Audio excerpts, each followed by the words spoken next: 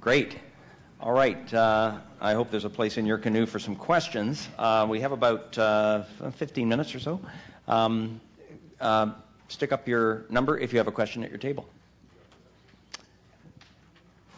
We'll start off with table 10, and then I have one from the... Yeah. Thank you.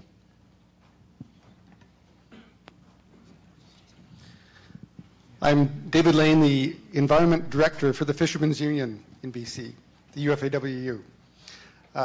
Every process that I've been part of, planning process, land or marine, and everything that I've seen so far from provincial or federal government documents talks about consensus around a stakeholder table. Now, using that model, a representative from the oil industry could sit, and although there's overwhelming sentiment against some of the things that you've been talking about, supertankers, et cetera, that one individual could say, no, I'm not signing on. And some very important measures can be lost. How has that been dealt with in Alaska, and how do you see getting around that problem? Thanks. Thank you. First of all, for our Citizens Council, the oil industry is not on the council, nor is government directly. It's only citizen groups within the region that's potentially impacted by tanker traffic in and out of Prince William Sound. So it's groups like aquaculture, and by that in Alaska we mean salmon ranching, the hatcheries, the municipalities, Alaska Native tribes and corporations, the commercial fishing groups, the environmental community, things like that, and they appoint their own people to it. The oil industry, they're very close to government anyway, particularly in oil-producing states like Alaska. I mean, there's a very fine line between oil industry and government in the first place in Alaska, and in the previous federal administration in the U.S., there was a very fine and distinguishable line between the two as well.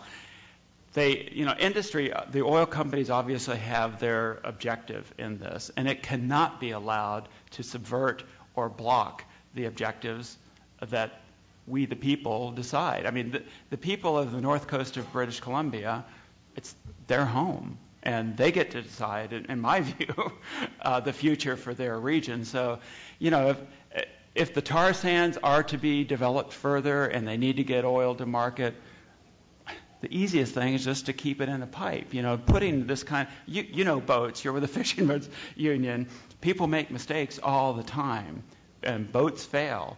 There have been, just since our oil spill in Alaska with our $50 to $60 million a year spill prevention and response system that the industry has to pay for, the escort tugs and everything, there have been 6 near casualties that the response system has averted.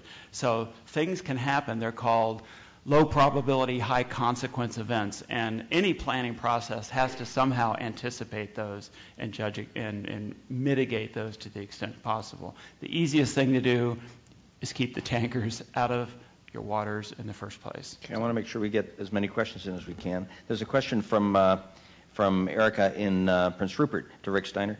In your opinion, and perhaps with a focus on mandate and funding, what are the most important criteria for a successful and effective in Capital's Regional Citizens Advisory Group? I think you've spoken to a bit of that, but what else? Number one, it's independence, and that is that it's properly representative of all the stakeholders of a region. And who appoints these people are the stakeholder groups, not the government and not the oil companies. In other words, if it's the Fishermen's Union that has a seat on this thing, you folks appoint the person. If it's the various First Nations and it's the very First Nations groups around the North Coast, each one appoints their person. So that's number one, that it's representative. 2, that they have adequate funding. And our Citizens Advisory Council has about $4 million a year. It's from the pipeline company. It's under contract. Yet that's all, the pipeline company, Alyeska, has to do this for the lifetime of the pipeline. And then they have no sway whatsoever over what the council decides. So you've got to have adequate funding, independence, adequate representation, and then a clear mandate within federal law that this council is to be listened to. They meet 4 times a year. They have the oil companies and the state government, the federal government come and meet in front of them. And it's just it's a structured way of having a deliberate engagement between parties. Otherwise, if you don't have the citizens actively and aggressively involved, you have government and industry hanging out together, and the big industry, and they become very cozy, and the public interest is subverted, and that's what we learned is in no one's interest. Thanks, Rick. Table 26 is next, and we have a question at table 1 after that. Hello, Robert Davis, Council Head Nation. Hello, Rick, for your presentation. I've heard it a few times, and one of the troubling things that come out of this discussion and your presentation is compensation. And the question that I have to you is, the First Nations communities that were affected in Alaska, have they been compensated rightfully? And to me, First Nations peoples aren't a monetary society. Right. And no money is going to change what had happened to those First Nations communities. From my perspective, if they're turning a First Nations community into a monetary society, then they should be providing that money until they're gone, is my perception. So I just wanted to know, because I heard you talking about compensation before, and I just wanted to give you my overview on that kind of compensation, because First Nations communities in BC were not monetary, and now we are. So I think that that's another big issue. So, Can you comment on that, Rick? I can. Thank you for the question. I didn't go over that. You're right. The last part of your question was sort of an answer to the first part of your question, and the answer is no, they have not been adequately compensated. Part of the answer is they cannot be adequately compensated for what this damage caused.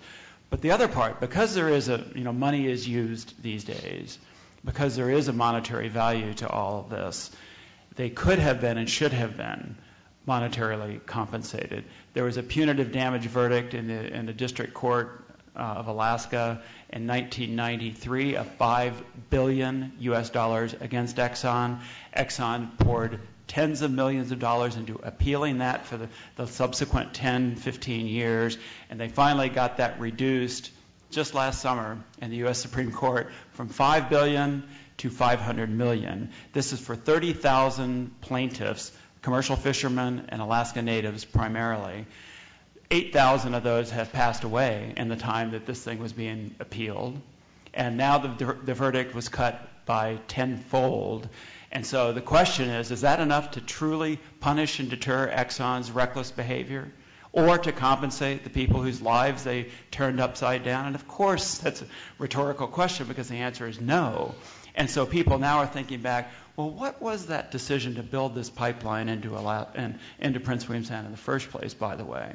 They said that this would never happen, and they also said if it did, we're going to take care of you. Neither one of those turned out to be true. So I would suggest that we be very, very cautious in whatever sorts of pipeline terminals and tanker traffic is considered in the north coast of BC, because the risk is always there, no matter how cautious you are. One quick other thing, the most highly engineered system of humans have ever built, the space shuttle, that we've had 133, and this, tens of billions of dollars in making this safe, right? We've had 133 launches. 2 of them have ended in catastrophic failure from very small problems, initial conditions that were not anticipated by the engineers. The same thing can happen in vessels, as any fisherman knows. So, in answer to your question, no, the Native communities have not been adequately compensated.